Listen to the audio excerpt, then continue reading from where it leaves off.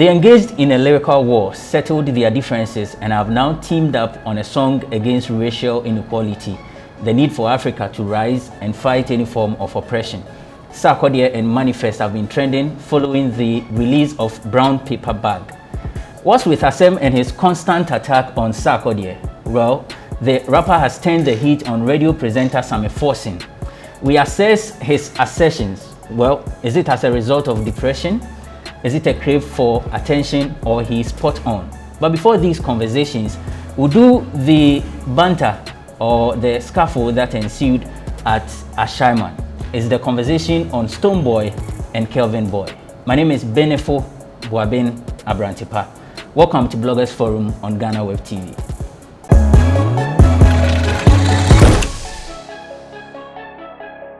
Welcome back to the show. It's Bloggers Forum here on Ghana Web TV, and joining me on this episode is this man has been missing for a very long time, and he's back. David Mowley writes for pulse.com.gh. Dave, welcome. Thank you. Another Samuel Bedu writes for entertainmentgh.com. He is also a columnist, graphic showbiz, and he's a snitch, according to Sister Fia. Yes. And the new Shatawali friend. Yes. Okay. Arnold, welcome. Thank you very much. Let's begin with the conversation about the boys, Kelvynboy and then Stonebwoy. Well, there was an opening of a branch of Electroland at Ashaiman, and then Kelvynboy was there. For me, I was there, then I saw a series of tweets. So Kelvynboy tweets, "You send your people, make them come beat me. You think say Ashaiman be your own. The moment you start fight me, no way you lose. You dey fear me. Your thing make beans. Your killers no fit throw them a hand." So these were the tweets from Kelvynboy. And some few moments afterwards, a short video of what has happened at Ashaiman was in circulation. Now, there is a claim that Kelly, a man who is alleged to be one of the bodyguards of Stonebwoy, attacked Kelvynboy. Well, Stonebwoy and his management have debunked this assertion. They came out with a statement. In fact, statement but let me just read so that you have a fair assessment of this whole issue. Now, allegations of unlawful conduct at Ashaiman and matters arising. Our attention has been drawn to a series of tweets issued earlier today from a Twitter account of Kelvynboy, who was previously under the label imputing criminal conduct against Livingstone Eche Setekla, aka Stonebwoy, the president and chief executive officer of our organization. In these tweets, Kelvynboy insinuates, and by use of innuendo, alleges that Stonebwoy is responsible for the scuffle that apparently occurred at an event in Ashaiman today. Further, a group of persons, including an individual who is being held out by the media as Stonebwoy's bodyguard, have been identified in social media reports to have been allegedly involved in the scuffle. These imputations of criminal conduct are very scandalous and calculated to cause dissatisfaction for Stonebwoy, our organization, and our brand. It is for these reasons that we are issuing this statement to set the record straight and correct an erroneous impression that may be created in the minds of the discerning public as a result of these tweets and media reports. For the avoidance of doubt, we state emphatically that we are in no way associated with the alleged scuffle. Further, none of the individuals who are alleged to have been involved in the alleged actions have been or are in the employ of Stonebwoy. Our attention and energies are focused on shaping Ghana's sonic landscape through Anloga Junction, Stonebwoy's recently released studio album, which is receiving critical acclaim and global recognition. To suggest that we would divert our attention from efforts to promote Ghana music to devote time and or energy to an artist who is voluntarily released from our organization can only be a product of an exaggerated sense of self-importance. But that But be as it may, these spurious allegations are very damning and are causing considerable harm to our brand and our legitimate business interests. As such, we have instructed our lawyers to take the appropriate steps to vindicate the legal rights of Stonebwoy and the brand of our organization. While the legal process follows their course, we entreat the general public to treat these baseless allegations with the contempt they deserve. We are and shall continue to be law-abiding persons dedicated to entertaining Ghanaians through our music, beam merchandise, and the charity works of the Livingstone Foundation. And this is a press release from the Benetton Music Group in reaction to what happened at Ashaiman. Let me start with Arnold on this note. Would you say that it contains all the necessary ingredients for PR as far as this issue is concerned? Absolutely not.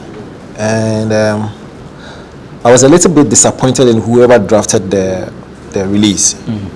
And I would be very much surprised if the person has any or enough experience when it comes to PR related activities. Because I could feel a lot of emotions in there rather than stating to the fact and addressing the core issue. And so I felt it was too much of unnecessary stuff. The most relevant elements in the statement were just a few. One, they used the first two, one or two paragraphs to address Kelvynboy's tweet. And for me, I thought that was so unnecessary. I mean, whoever wrote that should not have bothered, because they talked about the fact that the tweets were directed at Stonebwoy. And Kelvynboy was making insinuations about the fact that Stonebwoy was behind the attack, blah, blah, blah, blah, blah. That is not entirely true. Kelvynboy, via his tweets, as you read, he didn't mention anybody's name. He didn't direct the tweets to any personality. He left it to the judgment of the public. So it could have been anybody. Here we sit thinking that, okay, in the last couple of months, or let's say a year, Stonebwoy has an issue with Kelvynboy. And so whatever transpires between the two of them, or whatever goes on wrong, then clearly it is either one of them. That's a perception. But the gentleman was very smart and chose his words carefully. He could have easily mentioned Stonebwoy's name or any other person, but he chose to keep it as he kept it. No mentioning of names. Let us wonder, and that's what he did. And so for me, the first two paragraphs was addressing Kelvynboy in his tweet. I felt was not necessary. What Stonebwoy should have done, or what the PR should have done, was just address the fact that, because the news that went around after the incident was the fact that Stonebwoy's former bodyguard was involved in the altercation. That's all he needed to do. Based on his pedigree, based on his business ventures, and probably the goodwill that he's been able to generate over the years, he had to clear his name, because the reportage, almost every report, had Stonebwoy's former bodyguard, that blah, blah, blah, blah, blah. So that's all he needed to clear. The fact that he was not involved in that altercation, the fact that whoever was mentioned as his former bodyguard, that is all he had to address. The issue about the tweet and all that stuff and Kelvynboy, that was not necessary. See, what he did was to give Kelvynboy more arsenal to fire. And predictably, right after the release came out, Kelvynboy was out on Twitter again tweeting. You understand? Yeah. So for me, I've observed after their breakaway, for some reason, I do not know why, but I feel Kelvynboy gives Stonebwoy sleepless night. I don't know why. And I do not know why Stonebwoy gives Kelvynboy that audience almost every time. And it started with the 40-year, utterance, the fact that it take 40 years, and then when he ended that statement by saying the young artist coming up, blah blah blah, it was directed at Kelvynboy. And over the period, every time Kelvynboy makes an utterance, you would have 5 out of 10 times, you have Stonebwoy responding to it. Or anytime somebody asks Stonebwoy a question related to Kelvynboy, he easily and readily answers.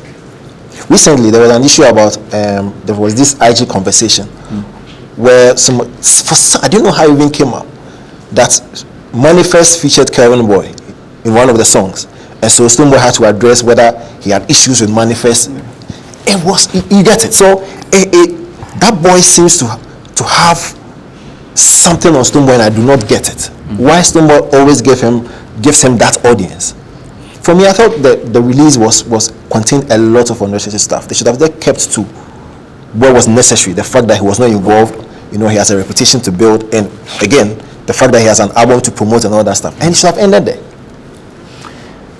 Let me come to Mauli on still on the statement. Yes. Now, after the statement was released and it was in circulation, Kelvynboy commented, when they think about me, pal, they are nightmare. When you saw Kelvynboy's reaction to the tweet, what was your reaction? The press release itself is full of unwanted vocabularies. I mean, you just put them there for them. It's just, he loaded it so that they will know that, yeah, I'm Okasa, Ghanaians, they will think that, oh, Okanyans Asem. But the press release itself didn't address the issue. It's rather cast innuendos as well. You claim that someone is making insinuations and blah, blah, blah, and all that. I think it's PR. I don't know whoever is in charge of Stonebwoy's PR. I know it's not Elombini, and I know Elombini will not do such thing because he has experience and he's gone beyond this petty beef. I think Stonebwoy's PR is trying to fan the fire. Is adding more petrol to the fire. When I saw Kelvynboy's tweets, he did a smart thing by not mentioning anybody's name. It was ambiguous. What he posted, all the tweets that he did, it was open to interpretations from whoever you think it goes to you, because he didn't mention anybody's name. And man, Kelvynboy's beef is not with only Stonebwoy. He also has beef with Wendy Shea. He has beef with other people. What if he was trying to maybe indirectly mention Wendy Shea's name? You get it? Kelvynboy was smart. And like Arnold said, the right thing is that Stonebwoy is afraid that this boy, one day, he will take over and it will be some way. Stonebwoy is afraid. He's giving him a chase for his money. I mean, Kelvynboy thinks that Kelvynboy, looking at the speed that is coming with, it's dangerous. And you would be afraid as well, because someone that you've worked with, someone who has worked under you and all that, and after leaving your camp, he's doing even better. He has one of the biggest songs in the country at the moment. He's done a lot of collabos and all that. He's worked with other top artists. It's not just himself, but people who are beyond, who are close to Stonebwoy and all that. So it means the guy is doing something that is giving Stonebwoy sleepless nights. But I think that the press release, it doesn't make sense. And also, if you want to take any legal action, it will not even work. Because what are you going to tell your lawyers? If you show them the tweet, what are you going to show to them? What's the proof that he's talking to Stonebwoy or he's trying to insinuate that Stonebwoy was involved in the altercation? I saw Arnold shake his head when you mentioned that Stonebwoy is scared of I mean, big ups to Kelvynboy and what he's been able to achieve within this short space of time, especially when he left the Bennington Music Group. But there's no way in this world that anybody can convince me that Stonebwoy is afraid of Kelvynboy and it's, let's say, meteoric rise. I mean, how? Afraid in terms of what? Because Stonebwoy is a lion, Kelvynboy is an ant. And so why would the lion be afraid of the ant? No disrespect to Kelvynboy, like I've commended him for how good he's been over the period. But there's absolutely no way that Mauli or anybody else can convince me that Stonebwoy is afraid of Kelvynboy's rise because of what? He is. No, he is not. He is. He is not. Hold on, let me finish this point. Why be afraid? Because the pedigree, the laurels that Stonebwoy has won, even prominence and relevance at this critical moment, Kelvynboy cannot compare himself to Stonebwoy in any regard. Let's put a checklist down, and you realize that Stonebwoy is miles apart from Kelvynboy. Yeah, I know. He can never, under any circumstance, be afraid of Kelvynboy. He is, and it is clear. What makes you think so? You know why? When Stonebwoy left Samini,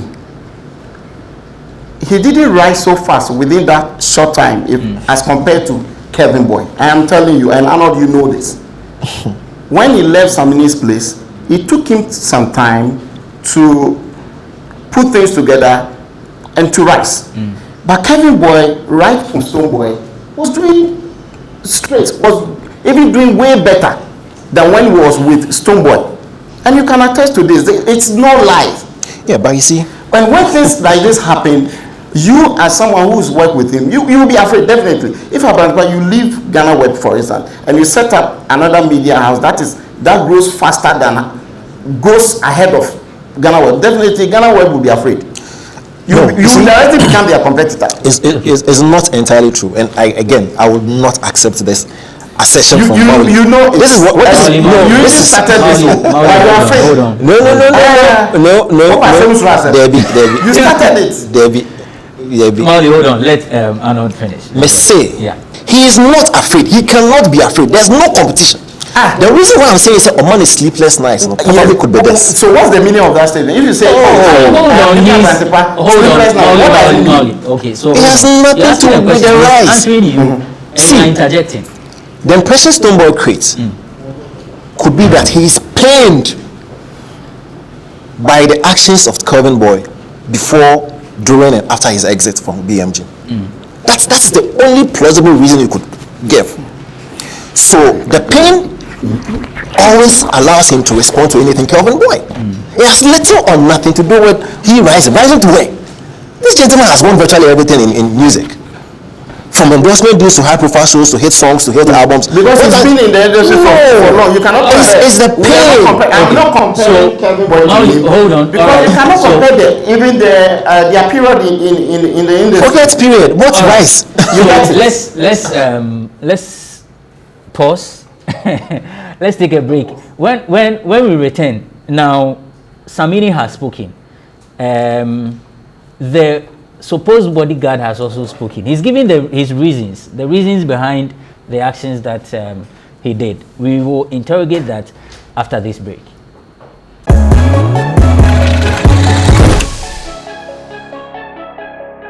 Welcome back to Bloggers Forum. Well, we are moving on to Samini's person. Samini's point will come in later. Okay. I want us to push the Samini's conversation to the latter part of this discussion. Now, the bodyguard or the supposed bodyguard who goes by the name Kelly has spoken. Well, he says he has no remorse. He's not remorseful.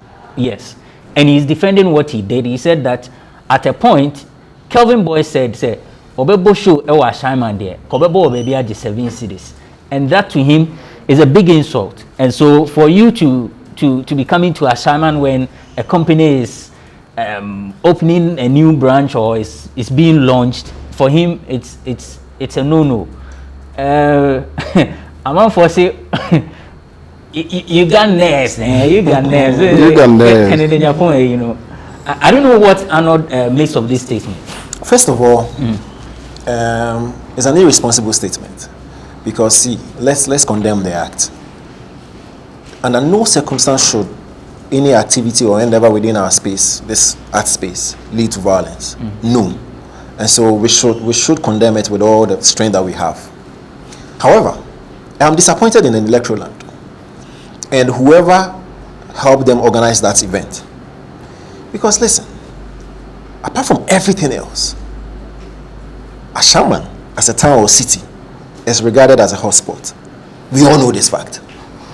And so if we are going to organize anything in Ashaman, and you do not beef up your security, then then clearly you don't know what you're about. And so my disappointment, first of all, lies with Electroland, and I'm sure they might have contracted some firm or persons to help them organize it. They should have ensured that security was super tight. 2, they should have done their investigations or research very well on Kelvynboy and his association with the city of Ashaiman. I'm sure if they had, they would have realized the utterances that had been done probably by Kelvynboy and a few elements within Ashaiman. They did not. And so they went into Ashaiman thinking that, oh, it's another day, let's go out there and do another event and go home. Wrong. And so I am highly disappointed in the company and whoever helped them organize the event for not ensuring that security was super tight that day. Now, let me just go back to the press statement from Stonebwoy's camp. And in the statement, I think the 3rd paragraph or so, that's when they addressed this bodyguard Kelvin guy. What's his name? Kelly. And they talked about the fact that Kelly has never been in the employ of Stonebwoy or Bennington Music Group. That is totally wrong. Because we have all seen photographs, pictures, pictorial evidence to actually show that this Kelly guy has been with the Bennington Music Group for quite a while. It might be factual that indeed he was not in the employ, and the employ means probably he was not being on the payroll. However, he is an associate, or he was an associate, or he has been an associate based on the pictorial evidence that we've seen over the period. And so what you could have done was say, listen, although he was not on our payroll, but he's been an associate before. You understand? But to actually come out and deny and denounce a gentleman totally, that was also wrong. For me, back to his statement, the fact that Kelvynboy did say something and then he didn't listen. Unless, of course, you did not follow music all over the world. Sometimes, and again, we've already condemned the act, sometimes some utterances can lead you to trouble. And for me, in the world of music, in the world of hip-hop, R&B, or whatever, if you pass certain commentary against a city, a town, you might face the repercussions. You might face the repercussions. And for me, I felt, listen, based on what he has said over the period, there should have been protection. Because something like this could have ensued. Although it was totally wrong. Nobody should take the law into their own hands. However, it was his commentary. I mean, how can we say? I mean, I did not hear it. I did not read about it. But if indeed what Kelly is saying is true, then Kelvynboy was wrong. To actually say the Odubako boy Ashaiman to the world concert there, clearly that's an affront to the city or the town. And so you might have one or two elements that might want to. But is he the owner of the city? No. That's why I gave the example that in music, in the world of things like this, do okay. And so if the company and the people who organized did their homework, they might realize that no, there's a little tension around Kelvynboy and the city of Ashaiman. So let's ensure that security is tight. Only your take on that. There's this whether they say freedom of opinion, but not freedom of consequences. You cannot just go out and voice your opinion about some sensitive issues and think that you can go scot-free. It has happened on several occasions. There's been some occasions where sub-chiefs of some places have banned musicians from coming to perform in their towns and all that. And I think I agree. But the way the Kelly guy handled it is way too much. Like, he overdid things. And this is not even the right time to do it. This is the time that coronavirus is spreading like crazy. And he had to take precautions. Right now, he's put his own life into danger. You might think that, oh, you went to show Kelvynboy that you are the, you are the street man, you are the boss there. But right now, you've put your life in danger. Right. So let's move on to the Samini statement. Well, Stonebwoy was once with Samini. So more like Samini is the grandfather of Kelvynboy, and then the father of Stonebwoy. Well, his statement is long, but where I want us to pick from is just long story short. Let's come together one last time and have a sit down away from social media so we can amicably cut ties on a good and blessed note. then and only then will we have some peace in this household. Mia masuye den kra dodo. My bro, you assemble Ukraine. Kelvin, please don't say anything again. Yeah. One God, you know how the thing will be. I beg, say no more on this topic, because at the end of the day, a son will always be a son. Let's let the music play. Hashtag Achi Sa. And I know this. How do we solve this? Of course, you have said that there seemed to be something might have gone wrong, yeah, which led to the parting of ways. Yeah. How can this be solved so that the issue doesn't escalate? It doesn't necessarily have to be solved. Listen, this is not the first time that an artist is departing from a label. I mean, Stonebwoy left High Grade. Asem left Links. A lot of examples to cite. So we don't necessarily have to solve this matter. The only thing we can denounce is the violence that usually can be associated with this act. But what is there to solve? I think Kelvynboy is being smart. And I've always maintained that in this industry that we are, if we are an entertainer and you do not know how to generate attention to yourself, your brand, and your product, whatever product you are pushing, whether it's music, it's movies, then you are in the wrong business. And clearly, in the last couple of days, who is instigating all the talk? Kelvynboy. Why? There was an incident. He took advantage of the incident, powered some tweets. We talked about him.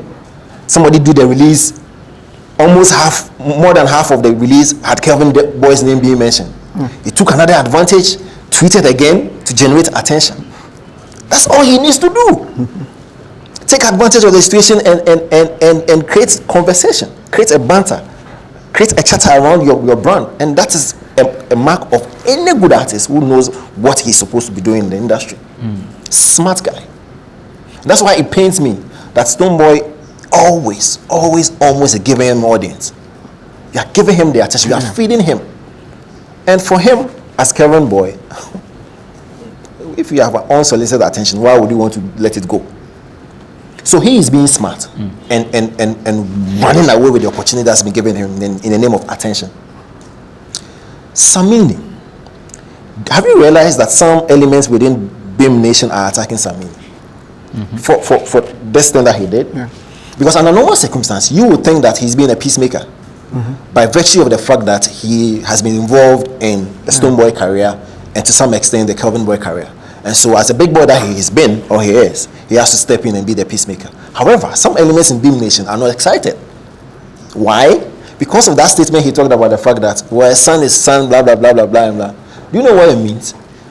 If we are very smart, you could actually detect some level of sarcasm in that statement. And this is what I saw in that statement. The fact that, listen, Stonebwoy, you've been in this situation before. I mean, let's be fair to ourselves and let's be blunt. Stonebwoy did not leave High Grade family on a very amicable note. The only difference is it was not loud or blown out of proportion like Kelvynboy's exit. But we all know that he left not in so amicable terms. And so that statement, some people in the nation are thinking, he's saying that Stonebwoy did virtually the same thing, so he should accept him. That's what that statement means. That, listen, when you were with us at the High Grade, you did stuff. You understand? And regardless of what you did, we still took you as a son. So why don't you take Kelvynboy as the son? You understand what that statement means? That's why some Beam Nation guys are not excited. But Samini was only telling Stonebwoy or giving him a message that you've been in this situation before, my brother. At the time, you really give me hell. So if somebody is giving you hell, just accept it and move. That's all it means. If you really followed Samini and Stonebwoy's split, you realize that for about 3 years in a row, there was this high tension between the two of them.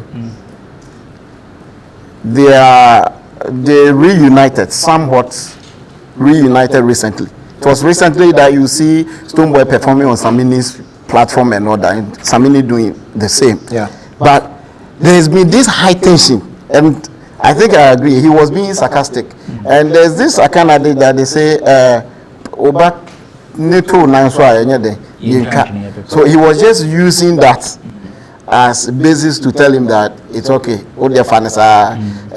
Kama is something. I don't want to mention the other.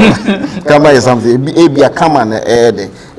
think Stonebwoy to the track record with the people he worked with, even the bodyguard issue, the Kelly guy.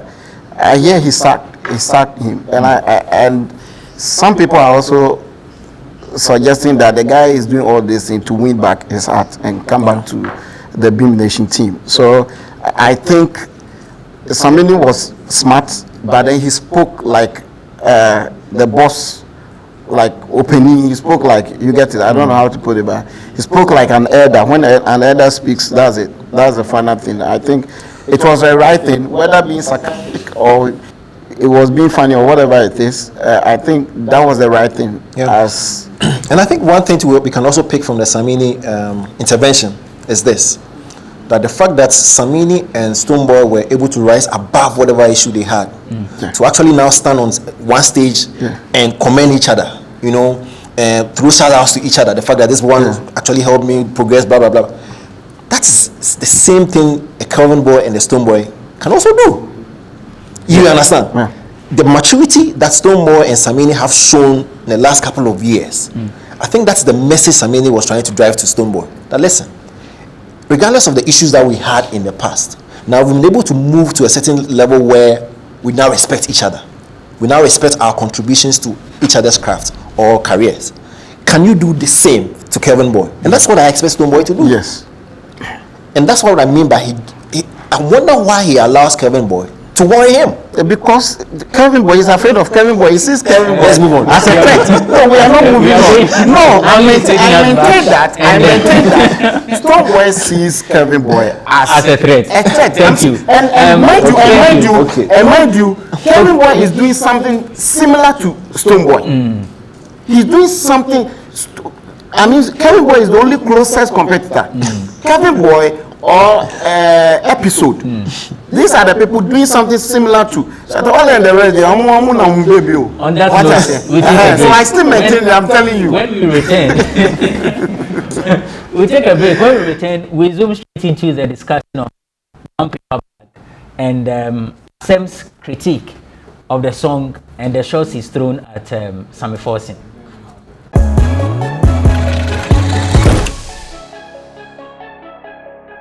So Sarkodie and M.anifest have given us a song to talk about. Brown Paper Bag is a song against racial inequality and telling Africans to rise and build. Yes, your name may be, but it appears we are lacking a lot of things too, because we are not using our arsenals very well. That's according to the song. Now, a day after the song was released, or I think a day or two after, they released the video. Nice video for me. Molly, how will you rate the song? This one here, I'm alright. That's it.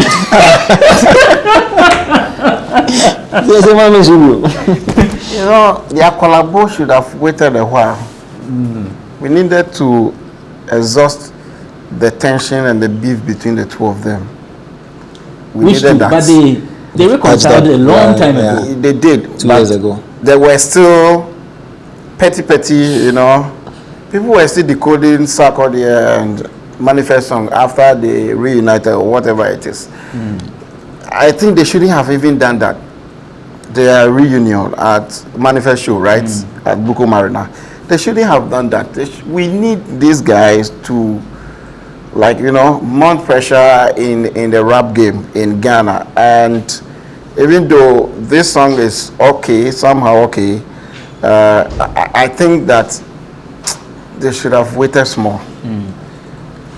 This collabo and kazan. Man feel it. One feeling, then one feeling. Okay, fine. They did it based on issues that is going on around the world, that is racism and the death of George Floyd and other black people, Americans that were killed in America. But I think that fine, it's on point. It came at the right time, but between two wrong people. You get it? I felt they could at least wait more. Nothing. They should mount pressure more because we're enjoying the beef. At one moment you say the timing is wrong. The Another moment you say it came at the right time. So which see, it's not like the timing itself. Like the song dropped at the time that there were racial abuse and protests around the world. Okay. So that is the right timing. Okay. But the wrong timing is the fact that the two of them shouldn't have collaborated at this time. Okay. I get it. They should have waited a bit. And also in the song, I felt that Sarkodie went a bit off. The whole topic was about racism. Was about like slavery. Not just slavery, discrimination, especially in America. But Sarkodie kept talking about NDC, MPP, and then we are saying indirect. He was talking about, Sarkodie likes politics. Sarkodie likes politics. Sarkodie likes politics. There's no MPP. No, it was indirect. I mean, corrupt. Yeah, he was talking about MPP and NDC corruption. They said MPP and NDC. Now, I also see CPP a party. Okay. It's all about, he was talking about corruption. But the main issue that this whole song, the whole theme for the song, is about racism, racial discrimination around the world. People are being killed. You get it? Ghanaians are among. If you think that George Floyd is not your family member, he's not from Ghana, so you will not support them, my friend, then never step your foot in America. Because what has been done to him, they will do it to you anytime because you are black. There's this thing that has caught my attention. Now, Asem has said it. Yeah. And Gabriel Myers has also stated in his write-up.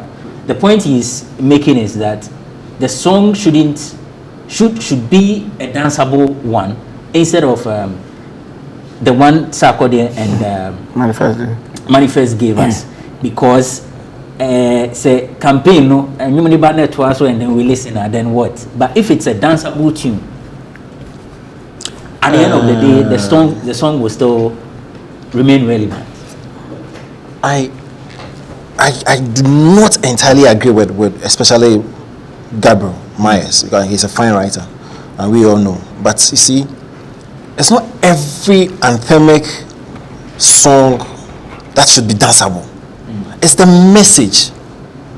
That's the most important thing. The message, how it was delivered, the execution of that message. That's the most important thing. There are a lot of songs out there that speaks to a certain subject, a certain project, a certain movement. They are not danceable songs. If you check the examples that he made, Burna Boy's Another Story, that's not a danceable song. Intitiepa was not a danceable song. It only spoke to a certain message, and the message, that call, resonated with almost everybody, and that's how come Obafor's Intitiepa was a hit. Because of the message, how it was delivered, and how it resonated with all of us. But it was not a danceable tune. Same for Another Story. I mean, Another Story, how many times, even Burna Boy, I mean, if you studied Burna Boy and his performance over the period, that song is not even performed on a set. So that comparison for me, especially coming from Gabriel, is weak. Now, this is what Asem says. If you are doing a song of this magnitude that you want to preach, whatever message you want to preach, make sure the song, it's danceable. Because African people, if they cannot dance to it, they don't want it. But again, why should every song be danceable? There are a lot of countless songs that are not danceable and have made their impact. I think what the point that they failed to drum in or make was the fact that, see, if Sarkodie were to be an American or a US hip-hop artist, and he had released a song at a time that a lot of protests were going on, it would have made a lot of sense and quite be impactful. Here in Ghana, what is going on here? We are fighting Corona. The farthest we could go regards to this George Floyd and this racism bit was Du Bois Center, some people, Black Americans staying in Ghana, collaborated with the Ministry of Tourism, and they did some tribute. That's the furthest we went. There's little or no engagement when it comes to this protest or call for equality in Ghana. No, everybody's going about their business and figuring out how we can fight corona. So that's the difference. I think that's the point they are trying to make. That listen, there's no movement going on in Ghana. So if we release such a song, then what? To use it. No. That's the point that they fail to realize. It has nothing to do with the danceable nature of the song or no. Because see, if you had released this song in US, if you were a hip hop artist, clearly people will be protesting with the song. Will be agitating with the song because it speaks to what is transpiring in that setting now. But if you release this song in Ghana, big man, you get it. So timing is right, but wrong environment. What about the song itself? Listen, first of all, I want to big up Sarkodie for choosing Manifest for a collaboration or a feature. And forget Maoli. I mean, the beef was squashed 2 years ago. Why? Because the beef has been squashed. It hasn't. There is. The beef has been squashed. There is. The reason why I'm bigging up Sarkodie for choosing Manifest is this. See, all these artists in Ghana or wherever, no, they know what each other is made of. And so for a Sarkodie, knowing what Manifest is made of with regards to rap dexterity, delivery, and every element that makes an artist a good rapper, he knows. So for him to actually say, listen, this is a good song, let me pick Manifest. He knew the risk. And risks, I mean, he knew there would be comparisons with regards to their delivery. And so I was surprised, and it baffles my mind how Sarkodie went about his stuff right after the release of the song. And I'll tell you why. The first one, right after the release of the song, there were comparisons with their verses and how they were able to deliver on the song. Then Sarkodie came on Twitter and said, listen guys, you guys are not supposed to compare our delivery on the song. For me, I thought it was not on, because every rapper from US to UK to Ghana, if you collaborate with another competitor, and they are competitors because of course we are in the same trade, definitely you should envisage that there will be comparisons in regards to how you guys were able to deliver on the song. It is no-brainer. And so Sarkodie did not have to come and tell us that, listen, don't compare. Just listen to the song. No. From every hip-hop song that has two stalwarts on the song, fans would compare. And so he was wrong to actually come and tell us that, listen, boys, I know you guys will want to compare, blah, blah, blah, blah, blah, so don't compare. That's wrong. And then what the other thing he did that baffled me. And this Sarkodie doesn't usually do. Sarkodie was on Twitter actually explaining his lyrics or some of the bars and lyrics that he used. Right? No, I don't know. No. I mean, how many times do you get Sarkodie actually come on Twitter or any social media platform to explain his lyrics or to reiterate what he said in a song to us? Don't let it. For me, I thought, why would you want to do that? We've been listening to your songs in the last 10 to 15 years. I'm not afraid I will change the okay or yell loud. Am I? No. So for me, he was trying to build up the conversation and the tempo. It was not necessary. So you shouldn't have said that nobody should decode your lyrics. You leave that one to fans. Exactly. For me, I felt he was succumbing to some level of pressure because the comparisons were becoming incessant. He felt like, listen, I also did say some good stuff in the song. Yeah. So probably if you did not hear, let me reiterate it for you. Yeah. And for me, I thought that was so not Sarkodie. Right. Let's now move on to Asem. Yeah.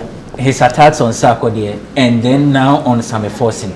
So when the song was released, Asem tweeted, "That artwork is very disrespectful and he must retract and apologize. On top of that, too, the song Biyawa. Even if the song was well written and profound, it will still be disrespectful, but it's whack. Manifest verse was good. but the rest all be baller rap.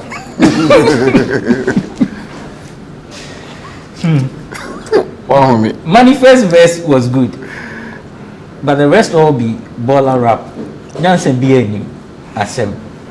Then Samuel Forsen comes and writes, on the road, brother. With all due respect, you overdo things. Okay.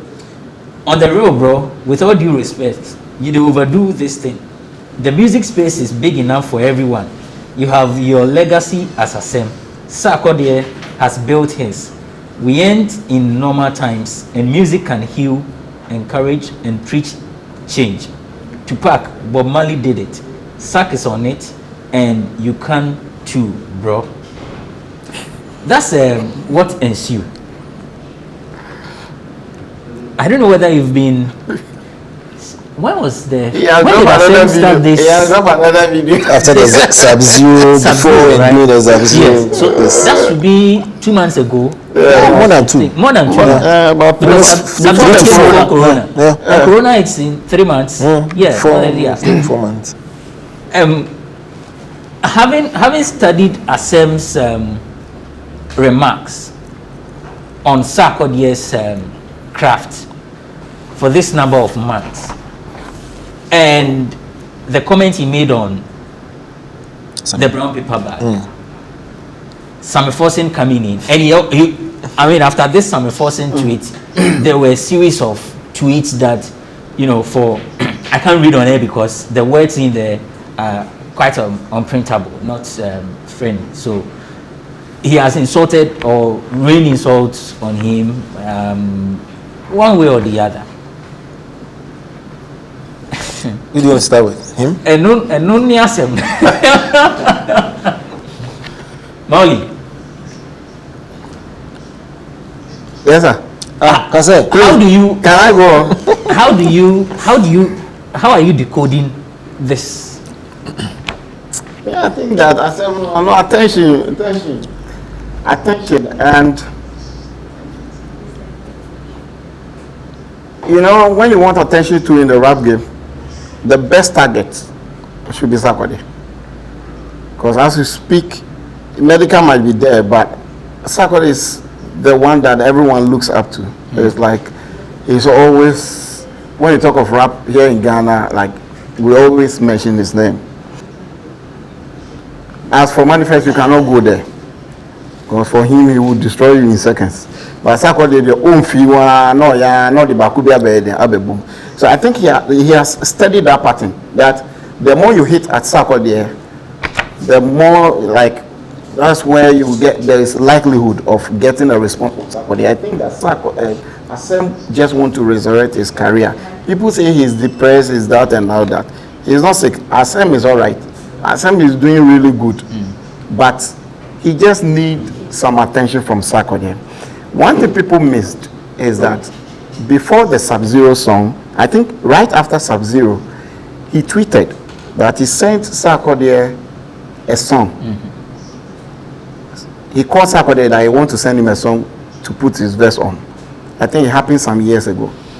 And then Sarkodie received the email and he went off.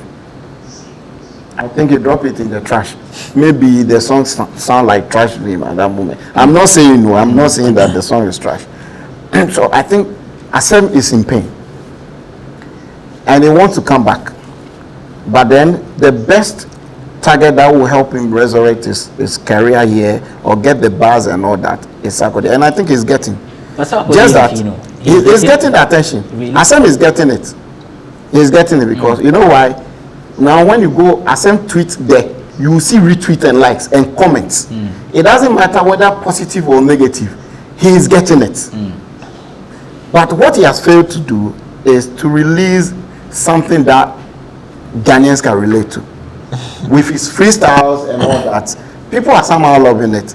But then he needs to release a proper song, a song that people can actually vibe to. You get it? But that is what he's not doing. I don't know why. Because he's getting all that attention. As far as I'm concerned, Asem, I post Asem. Even today, I posted Asem on my blog. You get it? And a lot of bloggers to post. Recently, he dropped a video, I think yesterday or something. Even Achipalago posted it. You get it? So he's getting attention. So why is he getting the attention? He should drop something. You get it?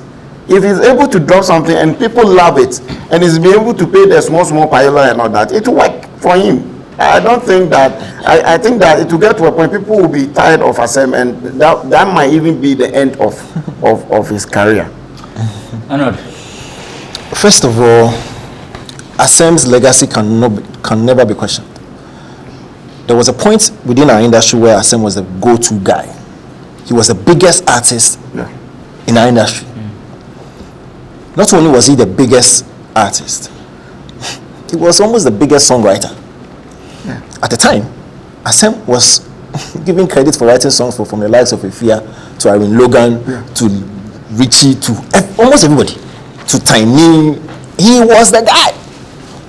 You understand? So we need to, and that's why Sammy Forsen in his tweet told him that, listen, your legacy is still protected. Yeah. However, there are a lot of people within our space right now who do not know exactly the kind of mark Asem came to make in this industry. That guy was the edge. But I agree. And this is the first time I'm agreeing with this guy on this platform today. Oh God. That Asem, he's not depressed. He's frustrated in looking for some attention. So all he's doing is just to court the necessary attention to whatever he has in mind. Now Marley talks about he should do and release it. No. Why would he want to rush and release a song? The moment he releases a song, that's it. Guess what we will do? We'll listen to the song, do our reviews, and forget. Now, what he's doing on Twitter periodically is to still draw our attention as and when. His only frustration is the fact that probably he would have expected Sarkodie to respond to him as soon as possible. But you see, Sarkodie is a smart guy. He's been in this business for a long time. You see, in this game, you choose your foes carefully. You choose your battles carefully. There are some battles, like I said, in the comparison with Stonebwoy and Kelvynboy. At this particular moment, Sarkodie is a lion. Asem is an ant. Why would a lion bother with the disturbance of an ant? It will do nothing to his brand. So why would he even want to engage in the first place? You allow Asem to drag you down. And he is smart, he knows. And so he will not even give him that attention. However, there are other guys who are giving Asem the attention. And guess who? The Sark natives. Because every time Asem makes a commentary about Sarkodie, when you go on under his timeline, they are busy. Just see him left, right, the Sark natives, the Sark nation boys, this him, and I think he sits in his house and he laughs. Yes, he laughs. Because yes, I'm not getting the attention from the head honcho, but I'm getting the attention from the followers. And that's what fuels him. That keep on keeping on. And you talked about the song. Listen, the gentleman has already told us that there's an album coming. No, but it is why should I rush and bring you the album? Because as I'm making, so the song or album no drop. What's next? But the other or building momentum or generating, like you said, or Twitter, they are retweets. There are a lot of commentary under that in the timeline. Any attention or driving? Or year one tweet hashtag bear 2000. For you know, companies or Nkophobia are associated with him, but because they know people are actually reading and following. So for him, he's only being smart. He's only cutting attention. The only frustration probably he gets is the fact that Abia Pesanka Sarkodie responding. But Sarkodie will not respond. But he's keeping on because Sark natives know Elboa. All right. So this is how we end this episode of Bloggers Forum. I've been doing this with David Mowley, who writes for pulse.com.gh, and Arnold Asamoah Bedu, entertainmentgh.com. Thank you so much for watching. My name is Benefo Boaben Abrantipa.